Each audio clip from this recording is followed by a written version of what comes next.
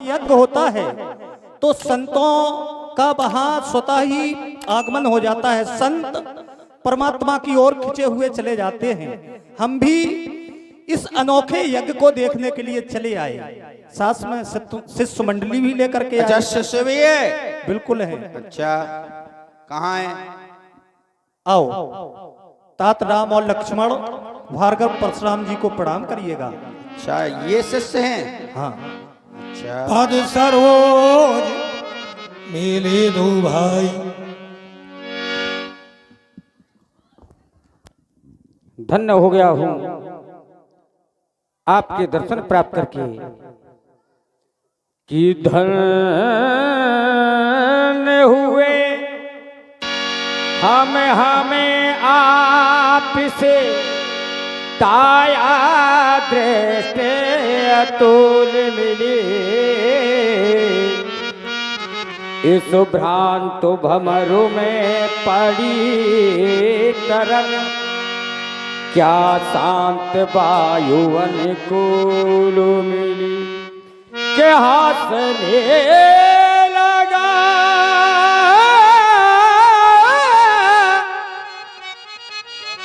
हमारा मन जो आप कृपा की मूल मिली।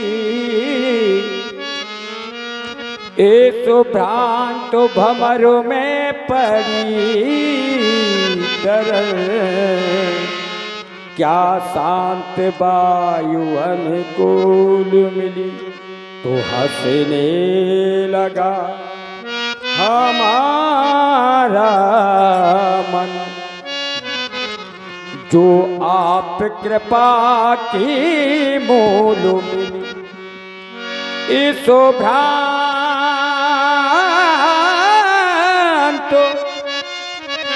भमर में पड़ी तरंग क्या शांत वायु अनुकूल मिली।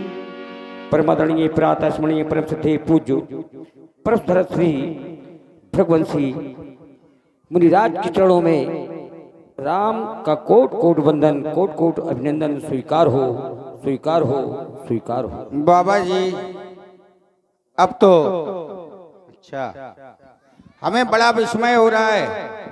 अभी तक आपके साथ नाना प्रकार के संत महात्मा देखे गए, अनेक प्रकार की संत मंडली देखी गई, लेकिन ये राजकुमार बाबा कहाँ से लाए?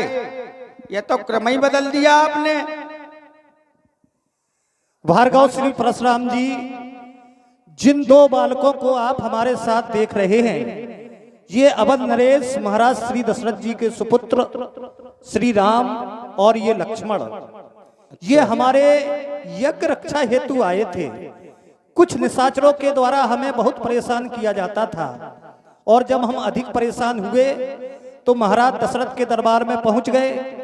इन दो बालकों को लेकर के आए और परमात्मा की बड़ी कृपा कि इन छोटे छोटे बालकों ने ही उन विशाल राक्षसों को समाप्त कर दिया। माने अयोध्या को छोड़ा नहीं है, हैं? अयोध्या से हमारा पुराना नाता है, इसीलिए तो जब भी जरूरत पड़ती है सीधे अयोध्या ही जाते हो। नहीं, अयोध्या जाने का कारण ये नहीं है। इस समय आर्यावर्त में जितने भी राज्य हैं, केवल अयोध्या एक ऐसा राज्य है जहां संतों का सम्मान किया जाता है, संतों की मांगे पूर्ण की जाती हैं। अच्छा, संतों की मांग जहां पूर्ण होगी संत वहीं पहुंचते हैं। मिथिला में संतों का सम्मान नहीं है? संतों का सम्मान मिथिला में है, लेकिन जिस प्रयोजन हेतु। अच्छा, लेकिन आपको परेशान अयोध्या को करना है? परेशान नहीं, इस परेशानी में ही अयोध्या का यश छुपा है। अच्छा, कल्याण अयोध्या का, अयोध्या का कल्याण होता है सही उस परेशानी के बाद। संत जब कृपा करते हैं तभी तो यश प्रखर होता है। इसलिए ये सुंदर राजकुमारों को आशीर्वाद दे दें। आशीर्वाद तो आपको देना ही है, जब प्रणाम किया तो दे रहे हैं तो आशीर्वाद दीजिएगा। लेकिन आप थोड़ा विचार करें, हमने क्षत्रियों को आशीर्वाद दिया नहीं है। हम अभी आपके साथ ये आए हैं और इन्हें आशीर्वाद दे दें और थोड़ी देर में कहो ये हमें को ताल ठोकने लगे कि बाबा जी सावधान। ऐसा होगा नहीं, और शायद अतीत के गर्त में कुछ ऐसा छिपा हो तो कह नहीं सकते। अभी तो आप ठीक है, आपके आशीर्वाद साथ दे आए दीजिए। हैं तो आशीर्वाद दे रहे हैं। निडर हो अरिते सदा, समर न जीते कोई, चरणजीव युग युग जियो कीर्ति लतावर होए। जाओ, दीर्घायु भव, विद्यावंतम यशस्वंतम लक्ष्मीवंतम जन्म कुरु, रूपम देहि जयम देहि यशो देहि दुशो जयी, कल्याण हो राजा जनक। बाहरी बिनो कविते हस्तम काहू काह अतिली। क्या हो रहा है तुम्हारे यहाँ? पूछत जाना जान जिम व्याप्यो को पुसरी। बोलो। हे नाथ, जिस बालिका को आपने अभी आशीर्वाद दिया, एक बार हमारी नन्ही सी बालिका सीता ने भगवान शंकर के अजगों को खेल ही खेल में उठा लिया, तो मैंने भी ये प्रतिज्ञा कर ली कि जो वीर धनुष को 2 खंडों में विभाजित करेगा, उसके साथ में लाडली सीता का पाणग्रहण संस्कार करूंगा। और वो धनुष टूट गया। धनुष टूट गया। मूर्ख राजा जनक, बोल धनुष किसने तोड़ा है? कहूजर जनक, धनुष किस तोड़ा?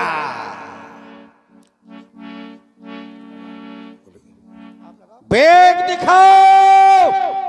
मूड न त्याजू उलटहु मही जाल राज। शीघ्रता से बताओ, वो धनुष तोड़ने वाला कौन है? नहीं तो मैं तेरी राज की समूची पृथ्वी को उलट पुलट कर दूंगा, उलट पुलट कर दूंगा।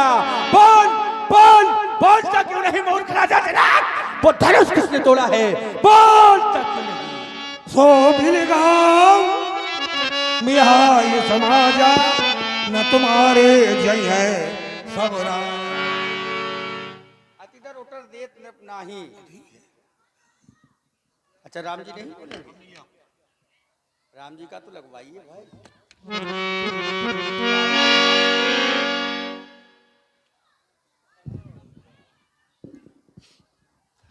हरस न हृदय विषाद कछ बोले श्री रघुवीर।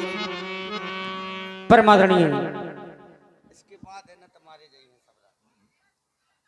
तो बिलगाव ब्याह समाज आज के बाद पर नहीं हो जाना। महात्मन, आपने कहा कि उलटो मह जय लग तू ये राजू, मूड दिखाओ। महाराज विदेह शीघ्रता से दिखाओ, नहीं तो मैं जहां तक की तुम्हारी वसुंधरा है उलट पलट कर डालूंगा। पर अपराध किसी एक के द्वारा किया गया है, और जब आप वसुंधरा को उलट पलट कर डालेंगे तो न जाने कितने लोगों की, निर्दोष लोगों की हत्याएं होगी। तो भगवान ऐसा क्यों? नाथ शंभु धनु भंजन हारा, भगवान शंकर के चाप का खंडन करने वाला।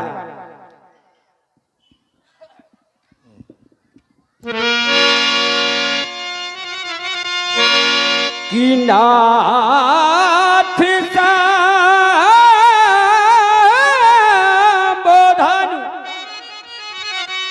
भंजन हारा,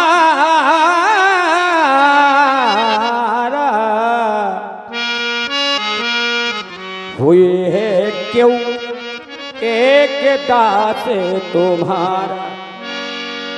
नाथ शंभु धनु भंजन हारा, भगवान शंकर के चाप का खंडन करने वाला कोई भगवान आपका दायित्व हो ही होगा। किसे बेधानत तोड़ने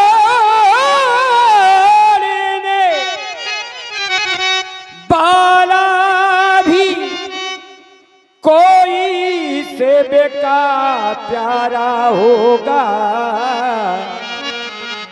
जिसने ऐसा अपराध किया वह दास आप का ही होगा।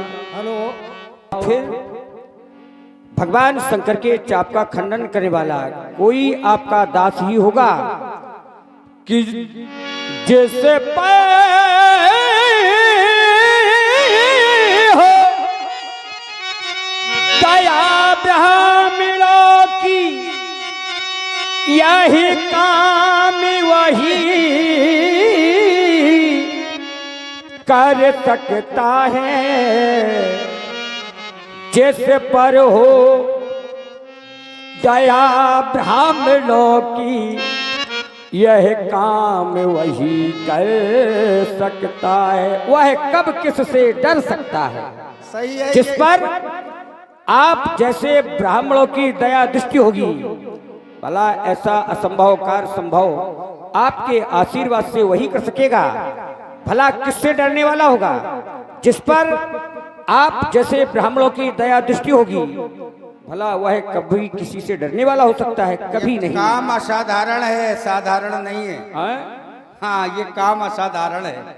तो और वही तो तोड़ने वाला एक ही है, हम भी जानते हैं, लेकिन वो एक कौन है, उसी को तो हम खोज रहे हैं। तुम कह रहे हो वो सेवक है, वो सेवक नहीं हो सकता, क्योंकि सेवक सो जो करे सेवकाई, अर करनी कर करिए लड़ाई।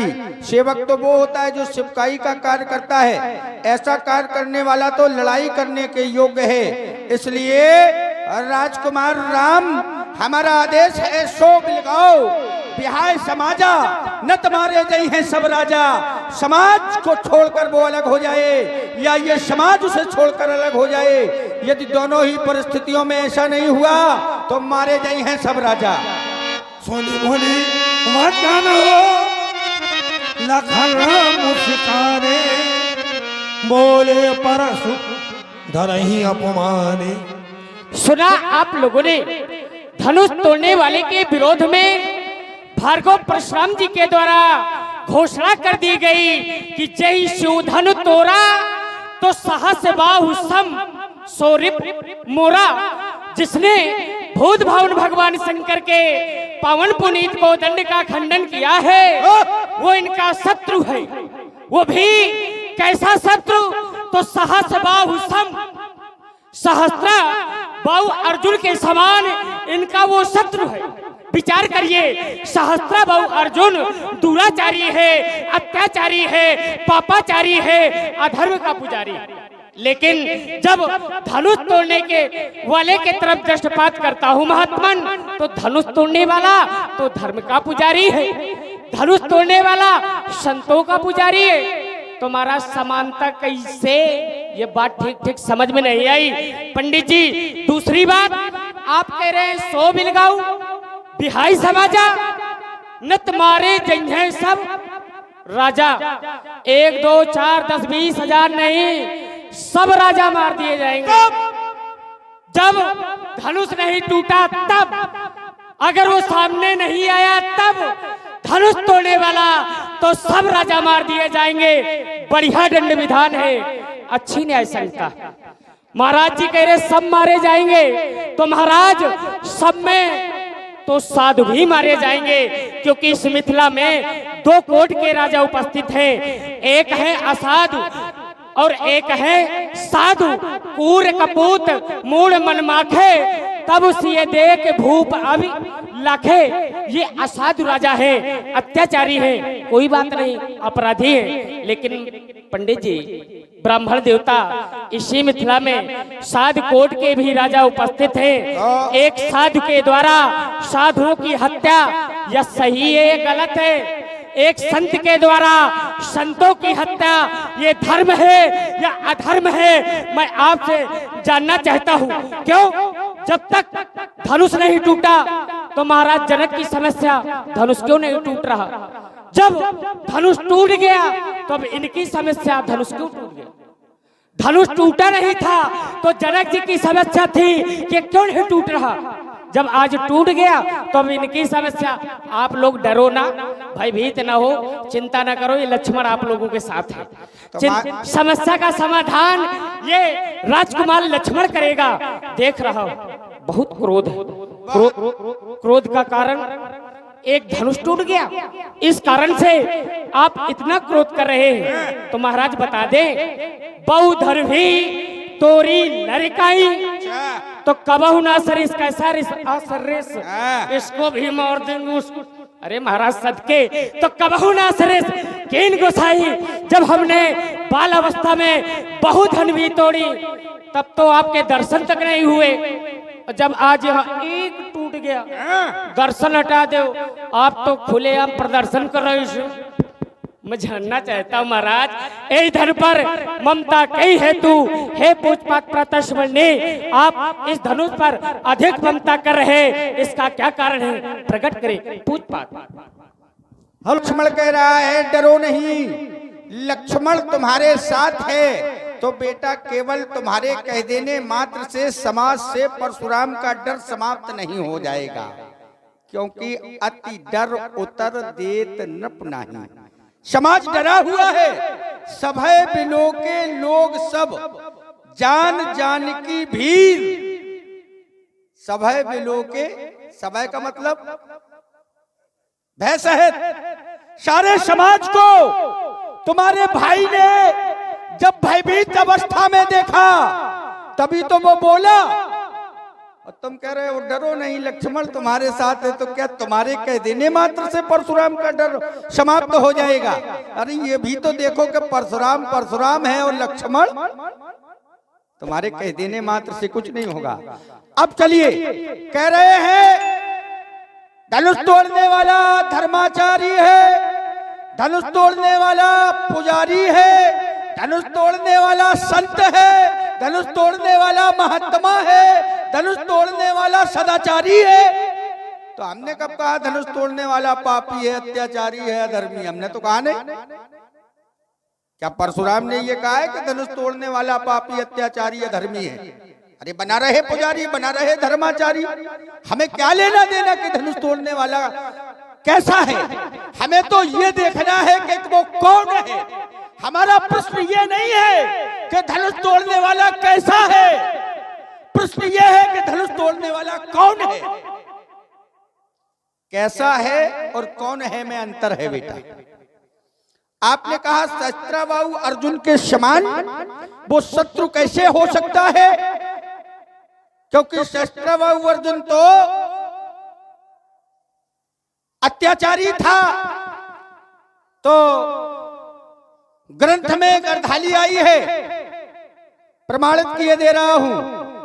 तुलनात्मक अध्ययन जब किया जाता है तो गुण और दोष के आधार पर किया जाता है।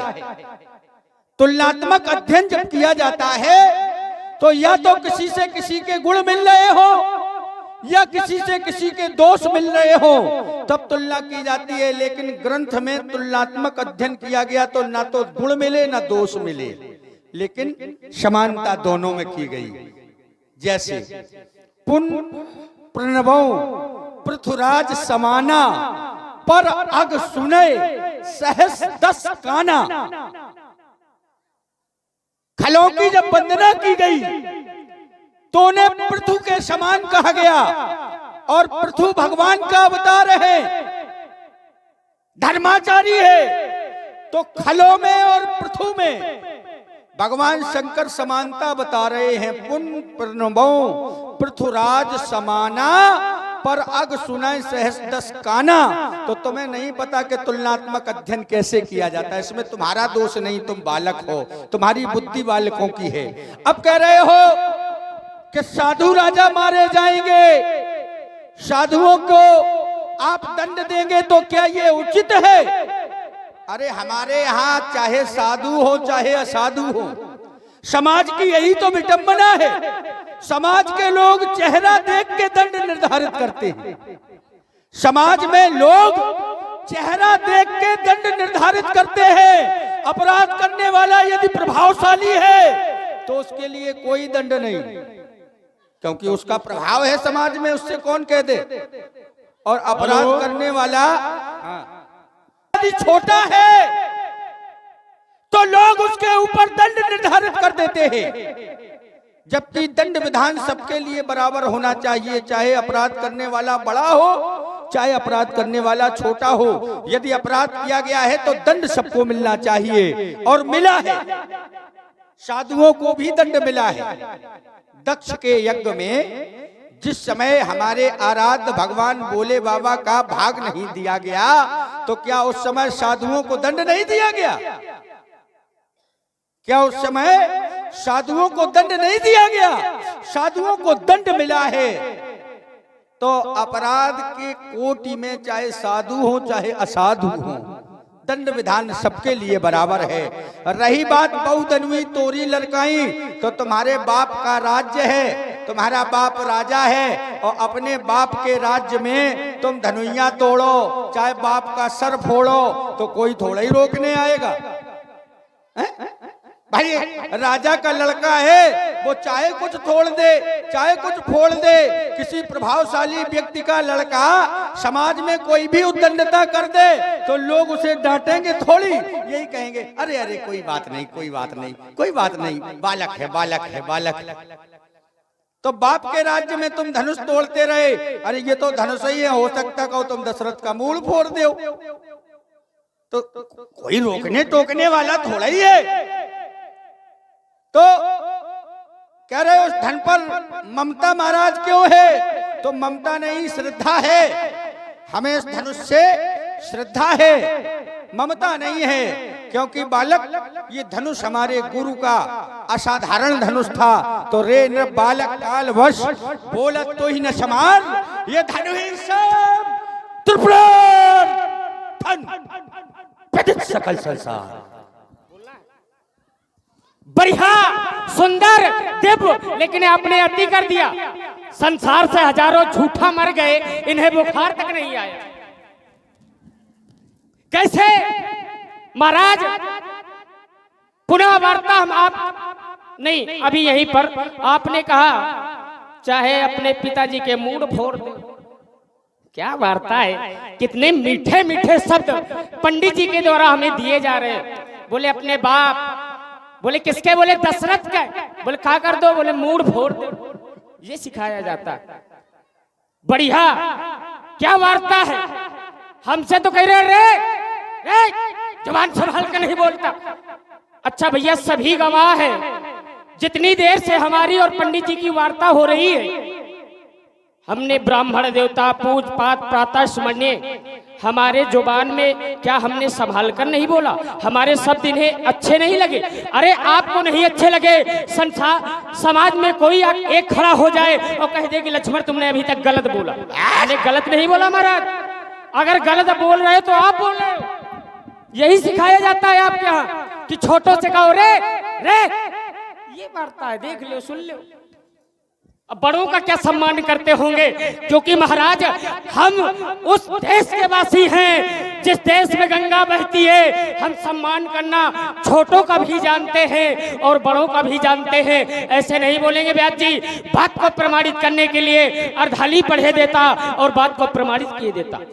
हमारे अयोध्या में जब बड़े छोटों को बुलाते हैं तो कैसे बुलाते हैं? तो शास्त्र कहते अति आदर दो तरे, आदर ही नहीं बल्कि अति आदर के साथ में बड़े छोटों को बुलाते हैं। और जब छोटे बड़ों का सम्मान करते हैं तो कैसा करते हैं? तो प्रातः काल उठकर रघुनाथा, यहाँ देखो, धरातल देखना पड़ता है राजकुमार। हाँ, यही थोड़ा सा एक हम धरातल देखना पड़ता है। यहाँ सम्मान का धरातल नहीं है, क्रम तुम्हारे द्वारा प्रारंभ हुआ है। हाँ। पहले खुद झांको अपने। तो हम आपका मूड फोड़ रहे हैं, हम आपका मूड फोड़ रहे हैं। जो आप हमारे पिताजी पर जा रहे हो कि पिताजी का मूड फोड़ दो। सुनो तो, अबड़ा कह रहे हो। एक धरातल नहीं, धरातल सम्मान का नहीं है। धरातल आपने बिगाड़ा है, हमने नहीं। धरातल पे हम खड़े, क्या हमने आपसे ये कहा था हम आपका सर फोड़े दे रहे हैं? तो भाई बताइए, निर्णय व्यास जी करेंगे। एक क्षण रुक जाओ, तुम मत बोलना। सुन मुनि बचन लखन मुस्काने और बोले परुष धरे। हाँ। जब सामने वाला अपमानित भाषा का प्रयोग करेगा, प्रमाण है इसमें? नहीं है प्रमाण। बोले परुष धरे अपमानित। रुकेंगे आप? ये प्रमाण नहीं रुकेंगे आप? हाँ, रुकेंगे। देखिए पंडित जी, आप अर्थ का अनर्थ कर रहे हैं ना। सोनी मुनि बचन लखन मुस्काने, लखन मुस्काने, परंतु क्यों बात की अर्धाली पढ़िए? सोनी मुनि बचन लखन मुस्काने, और इसके बाद व्यास जी क्या? बोले बोले परुष धरे अपमाने, हमने आपका अपमान नहीं आपके फरसे का अपमान किया है, क्योंकि आप ब्राह्मण हो। ब्राह्मणों के हाथ में अस्त्र शस्त्र शोभा नहीं देते महाराज, हाथ में माला ले परुष ये भाला क्षत्रियों के लिए, हम उस कोटि के पर ये भाला नहीं है, क्षत्रियों के लिए ना। अगर हमने अपमान किया है नहीं तो बालक। प्रभु, अगर हमने अपमान किया है तो आपका नहीं, क्यों? क्योंकि हम तो सदैव नहीं नहीं, क्योंकि एक क्षण हम सदैव ब्राह्मणों के चरणों की रज अपने मस्तक से धारण करते, हम क्षत्रिय शरण छूते, लेकिन अब पैर तो छूना नहीं, पड़ेगा। नहीं, ये समस्या है, ये समस्या है कि झुकना पड़ेगा। समस्या मानिए, कुछ भी कहिए, आप ब्राह्मण हैं, हम क्षत्रिय सम्मान कर रहे हैं। भाई अच्छी बात समाज में जाने तो दो, हल्ला मत मचाओ। बोले परुष धराएं, परुष धराएं माने क्या है? क्या है? जो परुष को धारण किए है, अनर्थ अनर्थ नहीं है। तुम्हें शब्द का अर्थ ही नहीं पता है। अगर बोले परुष धराएं, ये आप चिंतन करिए, परुष यहाँ को ज्ञानियों की धारण- समाज इकट्ठा है।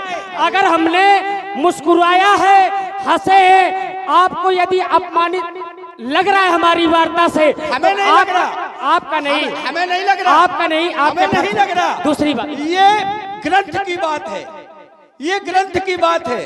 यदि परुष धराएं का अर्थ केवल फरसे से हो तो धराएं शब्द का क्या अर्थ है? धराएं का क्या अभिप्राय? इसका ये अर्थ है कि आप फरसा धारण किए हैं, तो ये बोले आप परुष धराएं। ब्राह्मण है, आपको फरसा शोभा नहीं देता, आपको ये फरसा शोभा नहीं देता महाराज, इसलिए हम क्षत्रिय हैं, इसलिए हमने देख करके मुस्कुराए। न जाने कितने क्षत्रियों को काट दिया। अरे तो महाराज एक बात बताएं तो आपको, सुनो, क्या नवतारी बामन समझा हैं? जो मुझे डांटता जाता है, आए क्या हुआ तुझे जो बात काटता जाता है। मेरे श्लोक कुलाड़े ने ये छत्राली राण बना दी है। आज भूम पर कई बार ये सोनत की नदी महाराज सभा से भाग जाओगे, जो धनुष पे काट चढ़ा लूंगा, पड़ोगे पेट चक्कर में, धनुष कर सर चढ़ा लूंगा, दब दब दबकेगी दामनी, इन करों में देव दानो दया का दान मांगेंगे, और दशरथ के दुलारों से दुष्टता दिखाई तो पंडित जी दनौता को दूर कर दांतों को तोड़ेंगे, भोजन करने के लिए तरसा देंगे। ये गर्भ मिल जाता है नरेश राजाओं के सोच, ये गर्भ वालों के धरा में धौल खाते हैं। ये रक्तमण होती है, रक्तमण वर्षा में रणमन सुन के बाहर लग जाते हैं। सामने ना आता कोई भी, जब हम सरोस ये परोस ये कर्म कर कर्म कांडकारी में कंडीसो कर्म को करिया हो, खरबो खलन की खबरिया खोज कौन बहाऊ, पंडित जी खोटिर खाल खेज खाल दल को खवैया हो, एती ना करो तो सभा में पुकार कहो, अस्त्र शस्त्र त्याग लखल लाल लगा हूं मैं, लखल लाल। मैं भूचाल का मेघ हूँ, प्रारंभ का चक्कर। ये जब तक हृदय में शांति है, ये तब तक प्रलय हूँ मैं। और भाग गया जो क्रोध में तो फरमान, भीषण प्रलय हूँ मैं। तो आग कूद कर मैदान में महाराज, जो तुम्हें अधिक अभिमान है आज देखा जाएगा, तुम में या हम में कौन अधिक बलवान है। अरे किसके छाती में कितनी जान है। अब पंडित जी वीर किसे कहते हैं, वीर की क्या? अच्छा, ताल ऐसे नहीं ठोकी जाती बेटा, कैसे ताल ऐसे ठोकी जाती है। आ जाओ निकल चलो मिथिला के बाहर पंडित जी, तुम कहाँ खोले। हाँ व्यास जी, बहुत समय हो गया इस बालक की कर्कश भाषा को सुनते हुए। अच्छा हाँ, थोड़ा सा रस। हाँ तो पंडित जी, आपने हमारा सब कुछ समझ लिया, जान लिया, लेकिन हम कुछ आपके सामने अपना जीवन परिचय प्रस्तुत करना चाहते हैं। करो करो। मैं हिमशैल हूँ, मैं हिमशैल हूँ, पर पिघलता नहीं हूँ, स्वयं ज्वाल हूँ किन जलता नहीं हूँ, भरा स्वच्छ जल से कुआं मैं नहीं हूँ, बनाता बहुत पर विधाता नहीं हूँ। सदा दूसरों से गया मैं छला हूँ, भला तो नहीं पर बुरों से भला।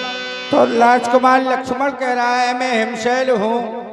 तो बेटा जीवन अनजाने राह पर चल रहा है, से किसी को पता नहीं है कि जीवन हमें किस राह में ले जाएगा, कब जीवन में कौन सी मोड़ आ जाए ये कोई नहीं जानता है। सत्य। हम निरंतर चले जा रहे हैं, प्राणी अनजान रास्ते में चला जा रहा है, रास्ता मालूम नहीं कि आगे बंद है कि खुला भी है, लेकिन फिर भी अपना जीवन जिए जा रहा है। तो कहना है व्यास जी, क्या अरे कहाँ से आए जय हो, और कहाँ को जाना हमको ये मालूम नहीं, और कौन बूंद मोती बन जाए ये मेघों को मालूम नहीं। क्योंकि स्वाति नक्षत्र में गिरने वाली बूंद हाँ अलग अलग प्रभाव देती है। यदि हाथी के मस्तक पर गिर जाए तो गजमुक्ता बन जाती है, केले पर गिर जाए तो कपूर बन जाती है, और गौखुर में चली जाए तो गौरोचन बन जाती है, सीप के मुख में चली जाए तो मोती बन जाती है, और यदि कोई महिला भोजन पका रही हो और उसके गर्म तवे पर गिर जाए तो जलकर खाक हो जाती है, कीचड़ में यदि गिर जाए तो कीचड़ बन जाती है। तो कौन बूंद मोती बन जाए ये मेघों को मालूम नहीं। अरे दो अनजाने राही मिलकर दाम्पत्य सूत्र में बंधते हैं।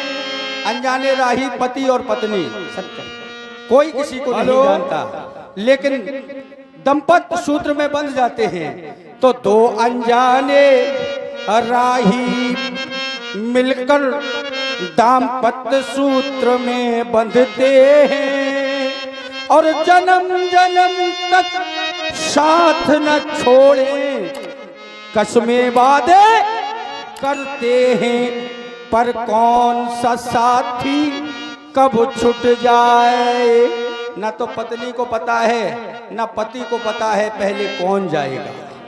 तो कौन सा साथी कब छूट जाए ये दंपति को मालूम नहीं, कौन बूंद मोती बन जाए इन मेघों को मालूम नहीं। इसलिए अब सुनो राजकुमार, बस अब हम कोई वार्ता नहीं सुनेंगे, क्योंकि समय सीमा के अंतर्गत सारा काम होना है। इनकी जरूर सुन ये 10 रुपए श्री मुठी ठेकेदार गुण और तत्वदर्शी वचन हम सुनकर आकलन नहीं कर पा रहे हैं। आपके परीक्षण के लिए ये सारंग हमारे पास है। यदि आप वास्तविकता वही हैं तो राम रमापति करधन लेहु खेचो मोर मिटे संदेहु। हे राम से चापा पहिचल गयो परशुराम मन विस्मय भयो। विश्वास मुझको हो गया, जाना नहीं था कि अवध के पति हो, जाना नहीं था रमा के पति हो। आपकी मनोहारी छवि को देखकर मैं अनुभव तो कर रहा था, लेकिन मैं आपको पहचान नहीं पाया। नख से लेकर सिख तक नवकंज लोचन कंज मुखकर कंज पद कंजारनम अनेकानेक कमलों की शोभा आप में विद्यमान है। आप तो स्वयं कमलापति प्रभु श्री हमारे सामने खड़े हैं। इस शायक को आप उत्तर दिशा की ओर छोड़कर हमारे समस्त पुण्य छीण कर देवें। यदि मैं चाहूं तो अपने परुष से अपनी ग्रीवा को काट के आपके चरणों में अर्पित कर दूं, लेकिन हे प्रभु मेरा अपराध क्षम नहीं हो सकता, क्षम नहीं हो सकता, क्षम नहीं हो सकता। अनुचित बहुत कहूँ अज्ञाता, क्षमो क्षमा मंदिर दो भ्राता। हे क्षमा के मंदिर, आप दोनों भाई हमें क्षमा करें, क्षमा करें, क्षमा करें।